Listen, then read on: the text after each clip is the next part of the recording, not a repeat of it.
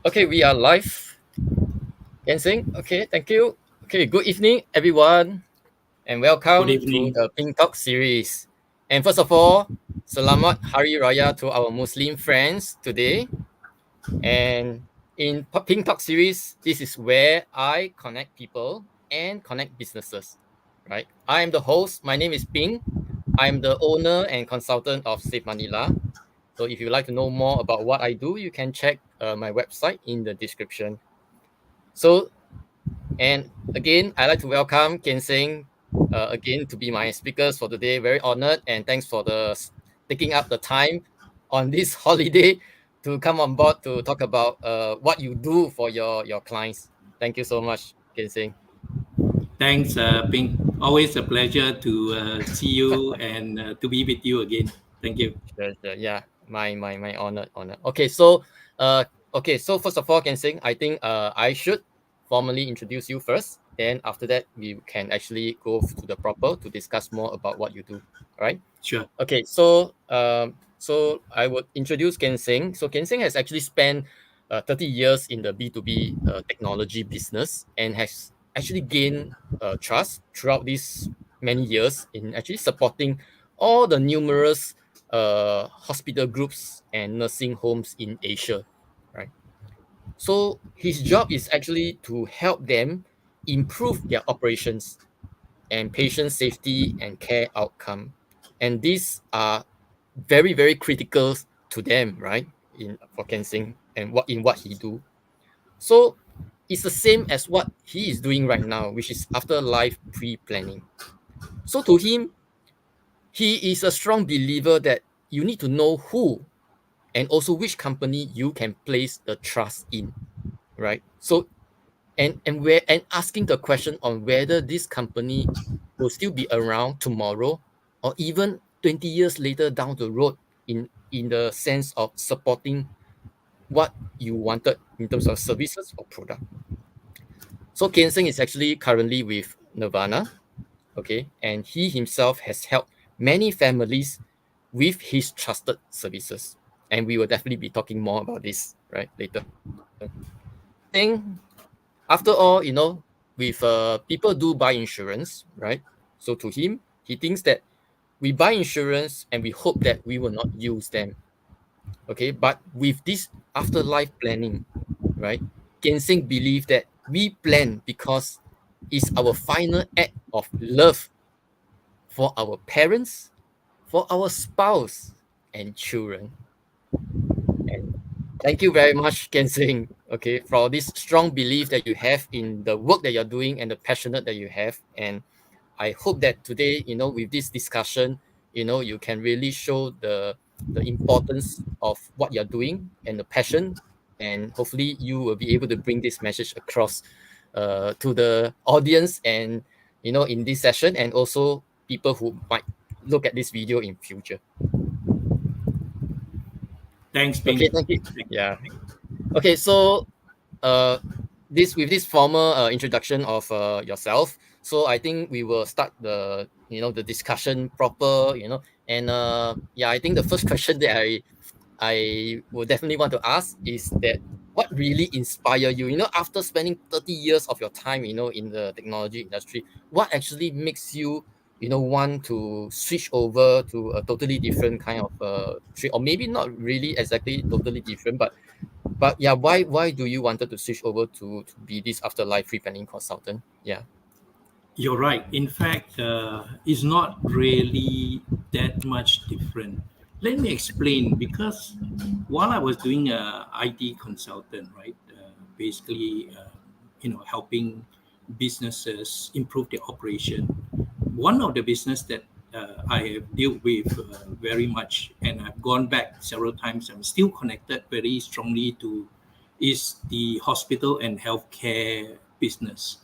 In fact, why I feel is so meaningful is that we have the opportunity to make the quality of life people better. Why? Because if somebody falls sick or they need an operation, they will go to the hospital. First Mm, question: if the hospital is not one of a quality one like Singapore, Let's say, you are in on a holiday in Indonesia or maybe Thailand or Philippines or Malaysia, right? They are good, but maybe they are not the same quality as what we experience in Singapore.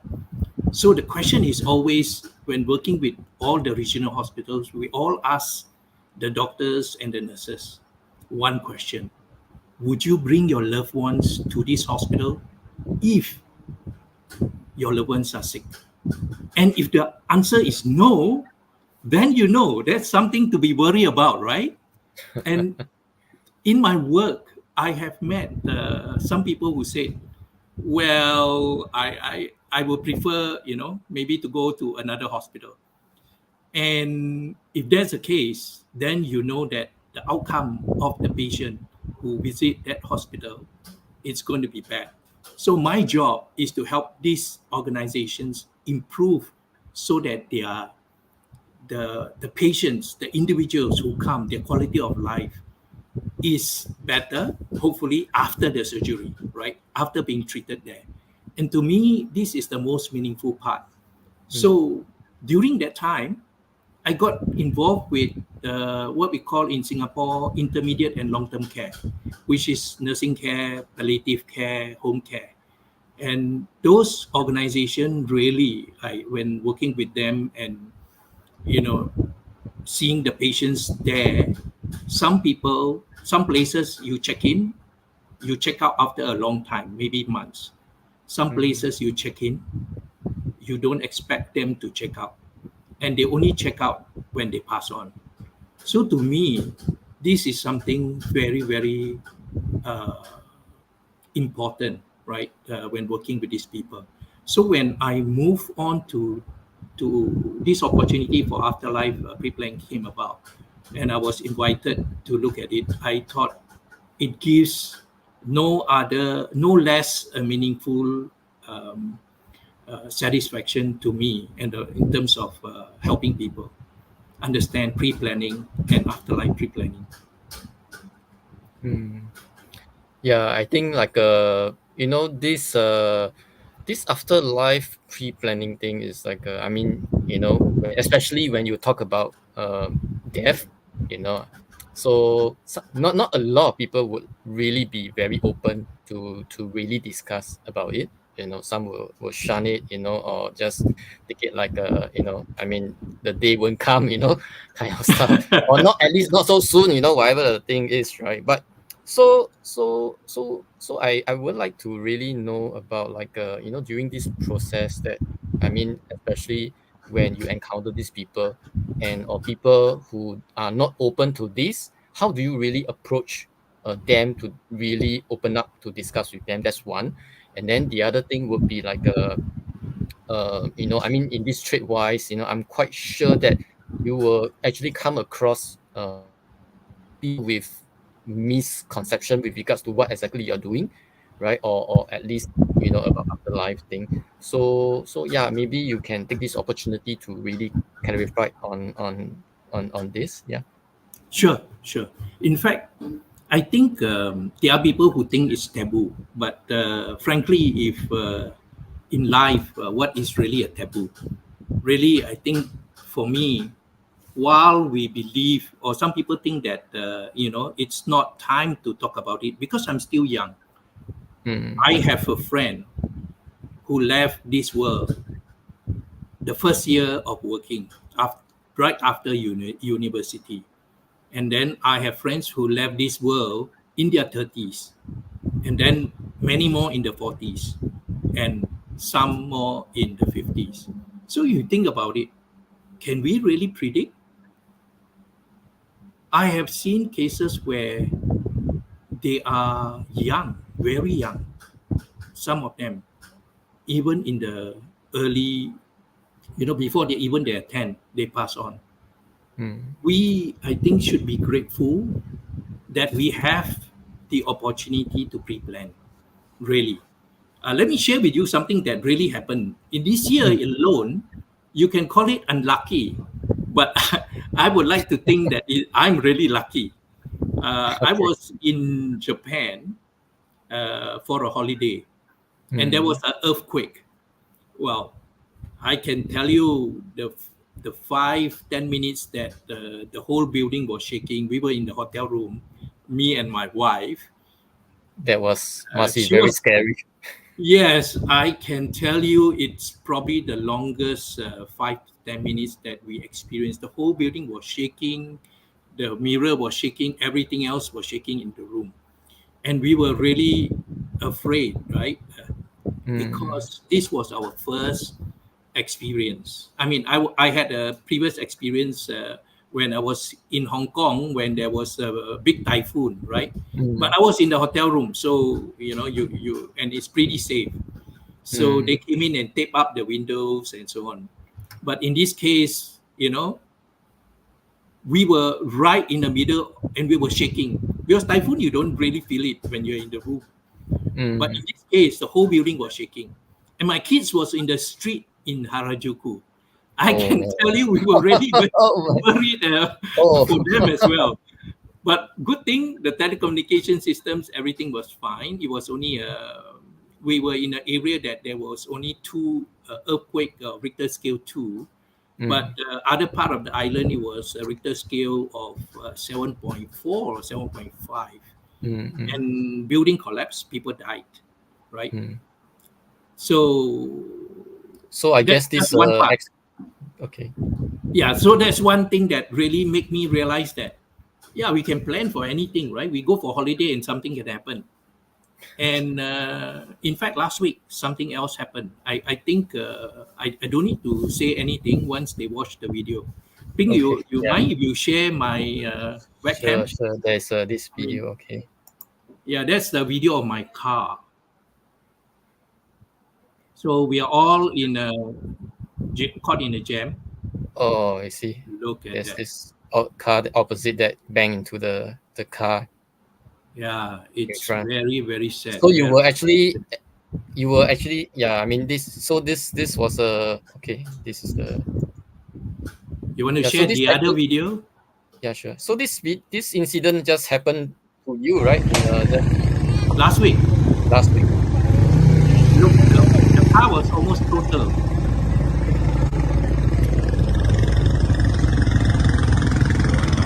Actually, the impact earlier on doesn't seem like really there, but the damage Yeah. seems well, the damage is quite bad. Okay, I think a lot of people will buy 4D already. Okay, Okay, you can so buy you as well. notice, you can buy as well. So you notice that the we were all stopped, caught in a jam. Nobody's moving, right? Who knows? The guy right in front of us was really unlucky. I don't think he planned to have this accident. So accidents, you know, earthquake, natural disasters, even disease like COVID, nobody can predict what will happen. So to me, pre-planning is not only our right, it is an opportunity for us to do something as an act of love for our loved ones. So to me, if we don't do that planning, we are only going to leave the planning and making of difficult decisions to our loved ones. I don't think any one of us should do that, right? Mm. This to me is a very, very important thing. Just like wills, just like buying insurance, we must do our pre-planning if we have the time. In fact, all Mm. of us have the time. So I would encourage everyone, and that's why it gives me a lot of meaning to help people plan ahead. Mm. So Kensing, I think like okay, before we go into the approach with regards to about how you do the pre-planning kind of stuff. I mean, you have already mentioned. I think all this incident that you experienced personally yourself has really enhanced your belief in the importance of this afterlife pre-planning. So Yes. so I think that maybe you would like to really touch on these aspects on the the differences, what actually happens, or what is the differences between having with and without pre-planning, a very short differences that you can tell people right now, so that people can get it with regards to like the incidents that you happen, but when things happen, then really, what's the main difference between having a pre-planning or one without pre-planning. Yeah. Okay, I came into the business because I was introduced to pre-planning 18 years ago. Mm, In a way, we have time. My sister had cancer, and she was only given a short time to live. In fact, it was actually quite late stage. mm, And what happened was in fact, as most people, when they were told a bad news, they go into a state of denial. So it took my sister a while to accept the fact that she has to go.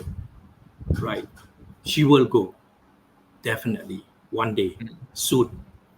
So when she accepted that fact, we were lucky. We actually contacted a pre-planner, mm, afterlife pre-planner. And what happened was that I can tell you that that conversation you have with your loved ones actually is something that you will never experience until you go through it, right? My so when we speak to her and we showed her the different options that she has, for example, like what kind of funeral she want to have,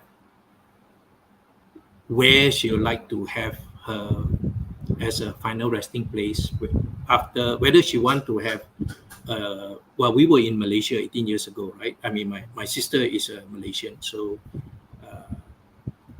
you have burial as well as you have what do you call it,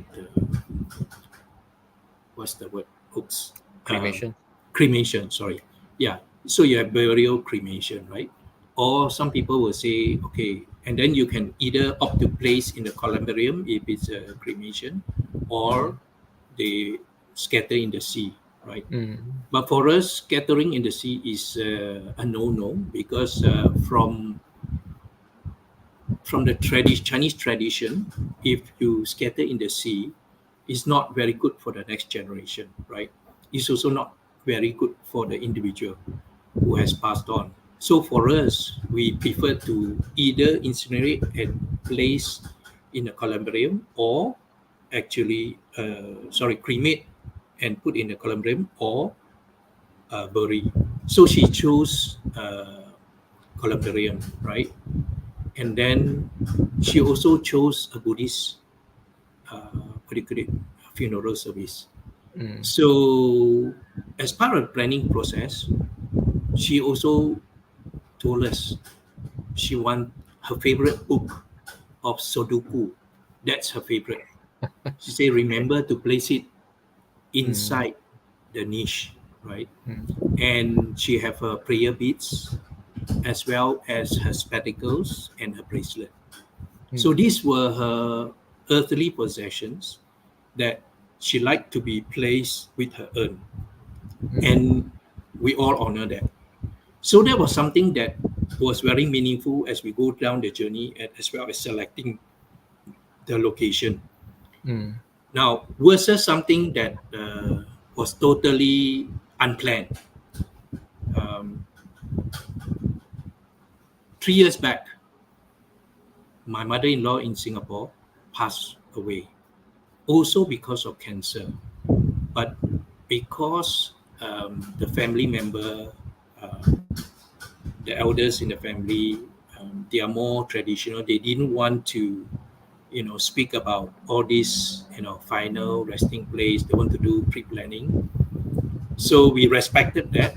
They went through the process. When my mom-in-law passed away,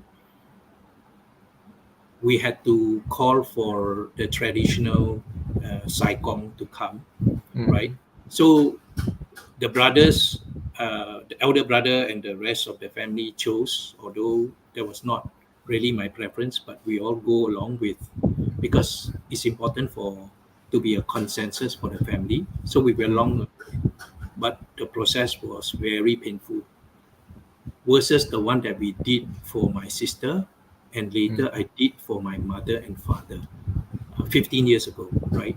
Versus the one 3 years ago that, mm, my mother-in-law's process. There was a lot of forcing the words, that the choice of words used by the person who's in front of us basically gave us almost no choice. And they say, oh, if you want that type of things, we don't have, why don't you go and look for it yourself and I won't be responsible. And mm, here we are grieving, because we have a lost a loved one.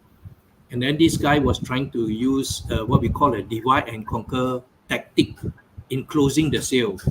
mm, So it was very, very sad. mm.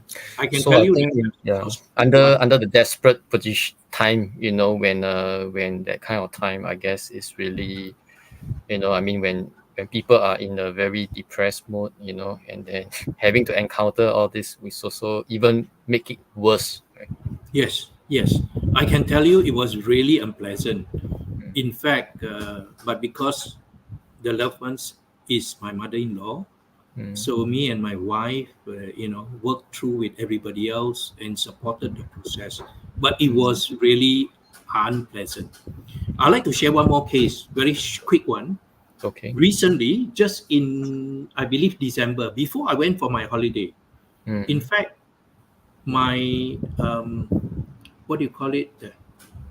Uh, this a friend who called me and say the daughter's boyfriend, actually, the grandma passed away.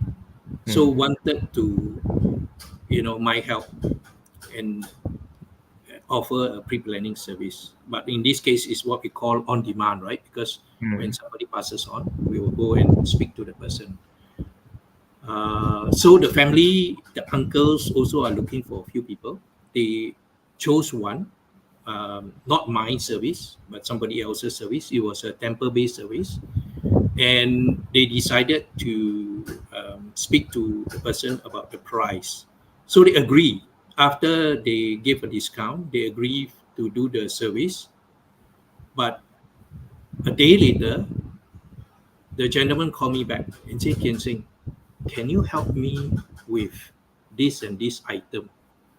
Then I was a bit surprised. I understand you have selected another package, right, from another person. What happened? Isn't this included? mm, Say yes, yes, yes, but there were other charges that they were hidden. That mm, actually there were two things. The first thing they say was they wanted to charge something extra for handling charges. mm, So I said, well, I don't think we do that, but I can check for you. Then the person said, no, actually don't need to check, Kinseng, because after we confronted them, they actually say, well, it's not the reason he gave, but because the boss wanted them to charge this extra mm. service. Okay. So, and those other additional item, they also actually didn't want to go back to the same vendor because they know Mm, that the other service provider, because they know that they were overcharged already. So mm, the unpleasantness comes from two things. One, there is no list of items that they will give you, mm, and then it's up to them to add on charges anytime. Because once they take the body of the loved ones away, there's mm, no way you can go back and claim it back. They're not going mm, to let it go. mm, So to me, this is a real mistake. That mm. So I think what you are saying is that like so in the case of Nirvana, that is definitely not the case, right? So I yes, guess open yeah, book. correct. We So I are think Everything is open book. So you mm, see the charges as it is, right? mm, You buy it today, 18 years later or 15 years later, it's still the same. mm, Whatever it is, there's no increase in price. There okay. are no Yeah. additional charges. So I hear you can sing. So I think in summary, what you have shared, with regards to this real life stories, is basically to reiterate the importance of pre-planning this afterlife, because that could actually determine with regards to having the person that is going to leave, having his or her wish to be fulfilled on what exactly he or she wanted to do Yes. with regards to the funeral aspects of things, and then, how she wants to plan, how she wants to do it, where she wants, in all aspects, she can actually decide, what exactly she wants to do, as compared to like if there's no pre-planning, and all the children might be struggling to decide, or maybe that will result in what you mentioned about, like first of all, not able to find a proper guy to do the servicing, and also maybe the siblings might be quarreling about, exactly what to do, and then this, will add on to all the arguments within the family kind of stuff, and that really isn't pleasant with regards, in your opinion, right? I guess, Yes. yeah, in Yes. anyone's opinion, I would say, yeah. So Definitely not. So I think so with regards to this I mean, pre-planning wise, then how, in your expertise wise, how do you really go through these things with your client, I mean, in Nirvana, I mean, beside the point that it's an open book with regards to the all the cost wise, then how do you approach with regards to like talking to your clients to get them along the way, and what are the so-called yeah, consideration that you will let your client knows. Yeah. Okay. So afterlife pre-planning takes place in advance, right? So the service starts the moment somebody passes on. So we can do all the pre-planning. We can have a check. We start always with a checklist. What are the Mm, things that the family want, right? And that all the person want, right? So that we can then respect the person's wish, right? So, but the service typically starts. The real service starts when somebody passes on. For us, mm, it's one phone call away. mm, Once the person call, we will actually our funeral director will be on site to speak to the family, to guide the family on what are the things that will happen. Because mm, frankly, none of us know what to do when somebody passes on, right? Who has the experience? Actually, unless one of our loved ones have gone before, we won't really know what to expect. So the funeral director will come down and actually walk through the whole process again, even though the pre-planning was done, so that all the family members know what to expect, when certain things, one dates are need to be put in place, and how to inform the rest of the people and what can be done. So mm, this is the pre-planning process, right? mm. Sorry, Can this Sing, is the things. yeah, Yeah, sorry. Can Sing, before you move on, right? How about like when you talk about this, right? Is there any religions kind of thing that is like I know that is Nirvana focusing on particular religion kind of stuff? Very good question. Mm, Okay, unlike some other places, quite they are quite fixed, right? So, of course, some of them are more secular. I mean, for us in Nirvana, actually, we handle all kinds of religion except Muslims and Hindu, right? Uh, for the religion, it can be Christian or Buddhist or Taoist, right? And a lot of time, the what you call the whether you're Hokkien or whether you are Cantonese, it may differ, or even Hakka, right? It may differ. So while we can do all the preparation for the funeral, right? The setting of the tables, mm, what do you call it, the portrait, as well as the flower arrangements and the site, the tent and all those. If it's at the HDB, or if it has to be in a funeral parlor, right? Uh, we will actually take care of that. But the actual prayer, the chanting, and whether it's a, let's say if it's a Christian funeral, we mm, would have certain things prepared differently uh, based on our experience working with different uh, denominations, right? So typically we would actually have a keyboard, the PA system, and then basically a theater style seating arrangement setup, which could be in addition to the round table setting in a normal, uh, you know, uh, non-religious like atheist or what do you call it, Taoist or Buddhist setting. Mm, So mm. something that we would Okay. work with the family Okay. to take care of. So I think these are the few religions that so basically I think Nirvana is not restricted to just one particular religion. So Yes. they are doing okay. That's okay one For thing the to funeral, we that's mm, what we do. For the what you call the niche, which is the final resting place, likewise, we can actually have multi-religion, except so we have Hindus in the same place as well as Buddhists and Christians and mm, atheists, right?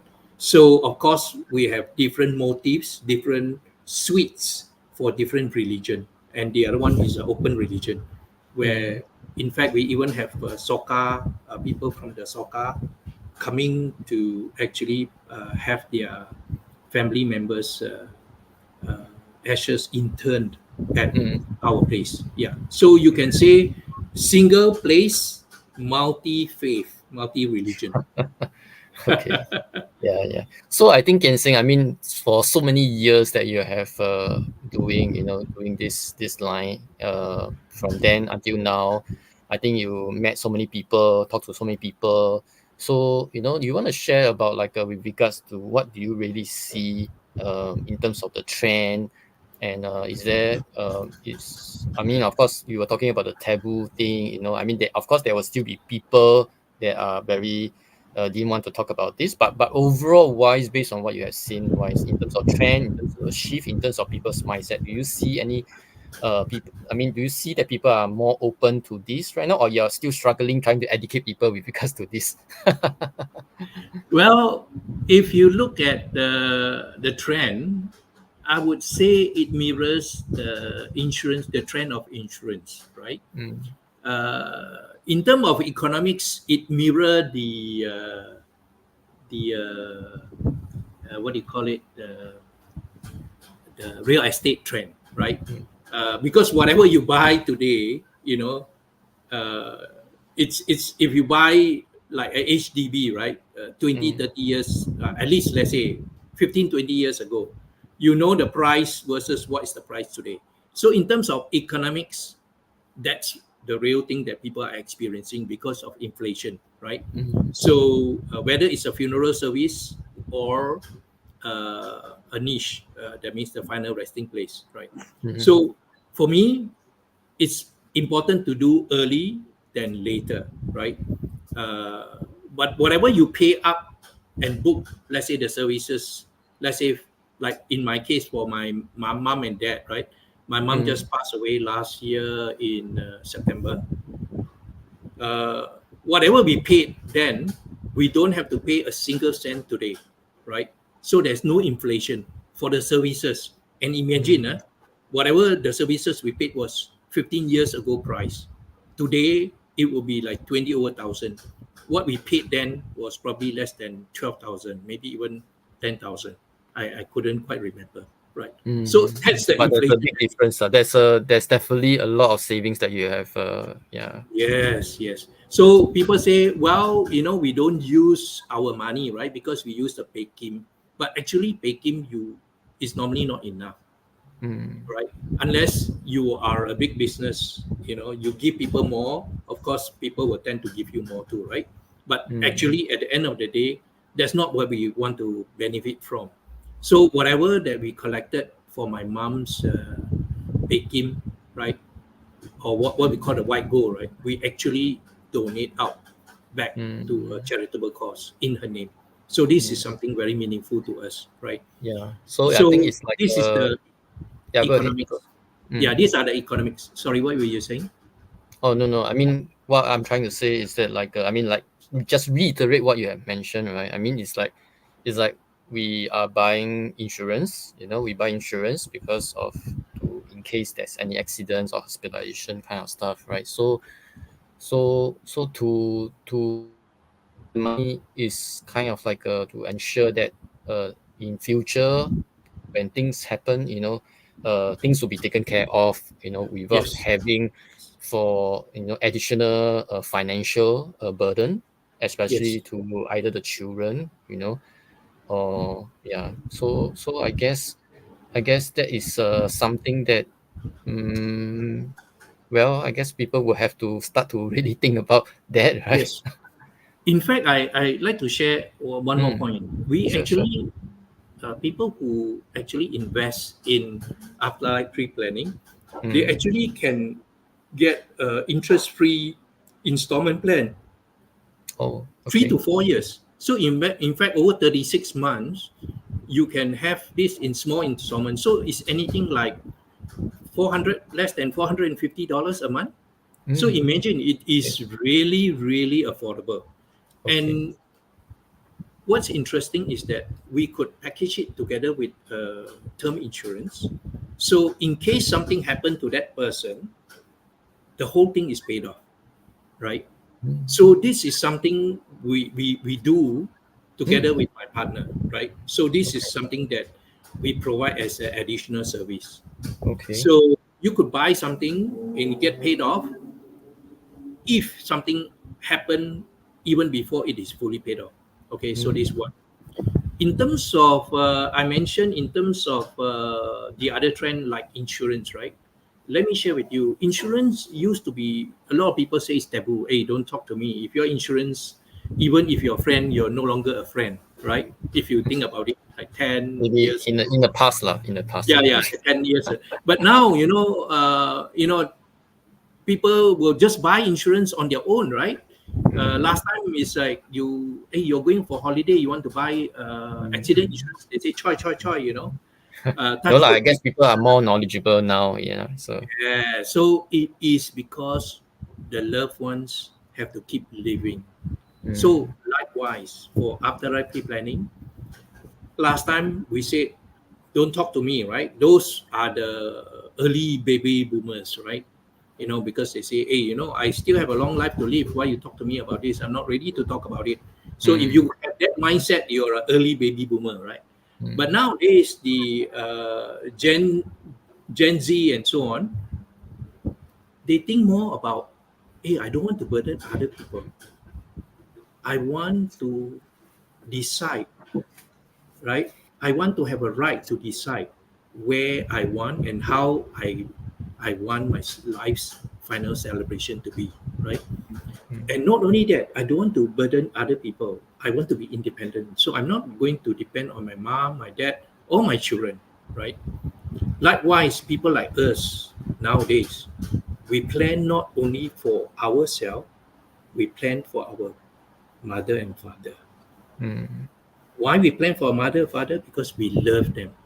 This Mm. is because we are from the that generation, right? Now the other thing, if you think about for our loved ones, we we don't want to leave it to our daughters and sons to Mm. plan our final affairs. Why Mm. should we burden them? They may be in their teens, right? Why should we give difficult situations, decisions to them? So we see now younger and younger people are doing pre-planning for themselves, right? I share with you one case. This is a single lady. Before she's not married, right? And she Mm. loves what do you call it? No, what is called uh, the Japanese. She loved a particular type of toy. I sorry, I suddenly Okay. have a block. So what happened is that she bought a single dish for herself because she doesn't want to depend on other people, and she put all her favorite toys inside the niche together Mm. with the right. So this is an individual with a right to do what she likes, to where she's going to have her final her ashes in a final resting place. So Mhm. this is really the trend that is moving. Okay, People, that's yeah, yeah. I mean, good to hear that. So I think yeah, I think we will have to end the session soon. But anyway, I think Kensing, you have already shared, you know, the few important points, right, with regards to this really pre-planning. I think in fact, I think you have even, you know, talk about like the concern about cost, you know, at the later part with regards to, you know, I mean, obviously whatever the plan is, whatever things that people when, you know, when come to cost wise, right, people will always be a bit jumpy with regards to, you know, oh, you know, I have to pay a yes, lot kind of stuff, you know. But I think the thoughts that you having an installment plan and even like to combine with a term insurance kind of thing could be something that is very helpful information, right? So so I think is there any kind of like a last shout out, you know, words that you like to, you know, tell the audience, you know, or the people out there with regards to this, other than whatever they have shared, you know, the importance of in stories on this after life pre-planning things, you know, is there any other things that you would like to reinforce before we end sure, off the session? Yeah. sure. I think in you know pre-planning, it's very important that you choose the person that you can relate to, you can speak to, right? Somebody that you trust. Mm, And I think the other one is the company. Is the company going to be around for a long time? There are a lot of new companies, businesses being set up because they think this is a lucrative field. mm, So they are the ones that will come and go, right? Uh, when you go with us in Nirvana has been around for a long time. Not only that, it's already open in 6 countries, mm, with likely another 2 more countries to be open soon. And it's rock solid, right? And we protect all the maintenance and everything and the investments with a trust. mm, So you know that when you buy something, you sign up for a service in advance, you're well protected. Then somebody will say, well, Nirvana is expensive. Let me share with you, price is not everything because price is just on the surface. The value of the service is more important. mm, And even more important, which is normally underlooked, a lot of places, right, columbariums, they actually give you, let's say, 20,000 or is the price, right? But they didn't tell you it's only for 30 years. It's only for 30 years. mm, If you divide that uh, uh, 20,000 by 30 years, you know how much is the fee per year, right? mm, So just think about it. Versus when we say Nirvana's one is same, it could be like 25,000. It looks more expensive, right? But guess what? The lease is until 2098. That's more than double of the other mm. person's lease, right? So you can take it that we are half their price if you really divide by the number of years. Now you say 30 years, why do I have to worry? Actually, you'll be forced to top up when it's close to the 30 years lease. Because if you don't top up, what's going to happen? You won't have a place anymore. They will chase you out. They will chase you out. So it is your loved ones that will have to foot the bill. And you Mm, won't be footing the bill today. You'll be footing the bill in 30 years' time. The mm. price will be So double, I think there triple. will be all this have to be careful with regards to all the hidden clause that if Yes. you were to work with other companies, I guess. Yeah. Second point is maintenance. Mm, They charge you a yearly maintenance. mm, For us, it's a one-time maintenance. Until 2098, you don't pay any extra. So to me, this is really a big saving, mm, just counting maintenance alone. So to me, why Nirvana can maintain it with just one price? Because they have actually put aside money that will grow to cover the yearly maintenance fee. And to me, that's most important, right? Okay, thank you. Thank you so much, Kensing, for your valuable sharing. I think that's very, very interesting, and especially on the personal story that you have shared, right? Thank you. So yeah, so I think thanks again for your time today.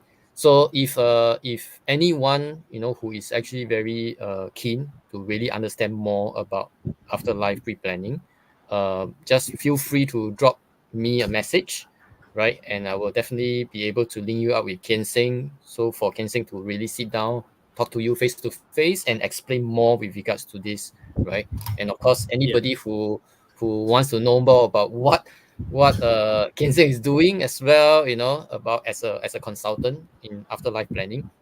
Yeah, feel free to reach out to him as well. Yes. So thank you, Kensing, again, and thank you, whoever that has dropped by to in this session. Thank you very much to be with us for the last 45 minutes. So thank you again for this Hari Raya evening. Selamat Hari Raya again to all my Muslim friends out there, or for those that is having holiday today. Yeah. So tomorrow is a work day again. So happy Thursday, and I will see you guys next week. Thank you, Kensing, and thank you all. Thank you. Bye. Bye.